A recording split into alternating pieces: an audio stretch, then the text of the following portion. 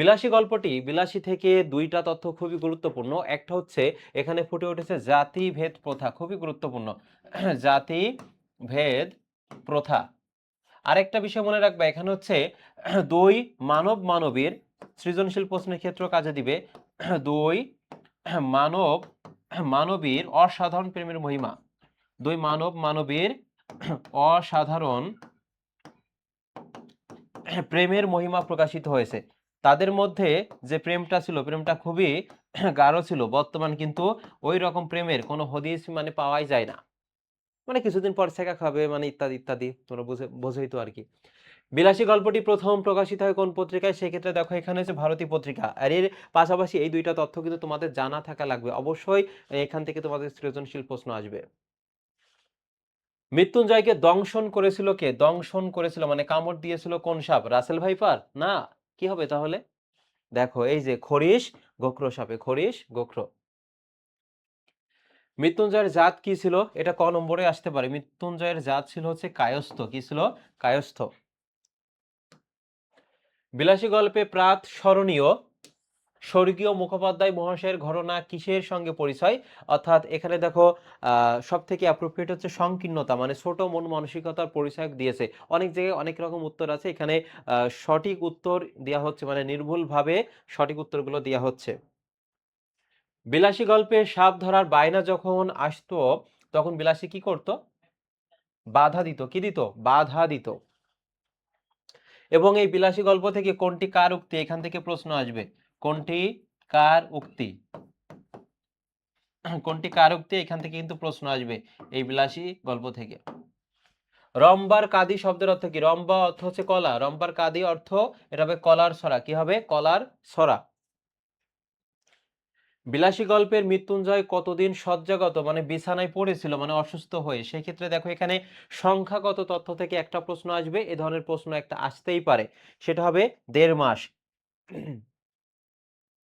তারপরে দেখো ন্যাড়ার মাদুলি কবচ মৃত্যুঞ্জয়ের মৃত্যুর সঙ্গে কোথায় গিয়েছিল? অর্থাৎ কবরে গিয়েছিল। অর্থাৎ মূল বইয়ের প্রত্যেকটা লাইন থেকে কিন্তু বাছাই করে প্রশ্নগুলো নেওয়া হয়েছে। মেয়েটা ঘাড় হেট করিয়া দাঁড়াইয়া রহিল, এখানে কার কথা বলা হয়েছে? অর্থাৎ বিলাসী থেকে। এটা কি হবে? এই যে দেখো বিলাসী থেকে নেওয়া হয়েছে, এটি বিলাসীর সম্পর্কে বলা হয়েছে। আহ, যে দূরত্ব সংক্রান্ত, দূরত্ব এবং ক্লাস সংক্রান্ত যে তথ্যগুলো আছে এখান থেকে একটা প্রশ্ন আসবে। আবারও বলছি, মৃত্যুঞ্জয় কোন ক্লাসের ছাত্র ছিল, এইভাবে যে প্রশ্নগুলো আছে এখান থেকে একটা প্রশ্ন তোমরা কমন পাবা। আর এখানে বলছে 4 ক্রোশ পথ ভেঙে স্কুল যাতায়াত মানে যাওয়া আসা যাতায়াত করতে হয়। এই 1 ক্রোশে কত মাইল? অর্থাৎ 1 ক্রোশে হচ্ছে এখানে কি হবে? 2 মাইল।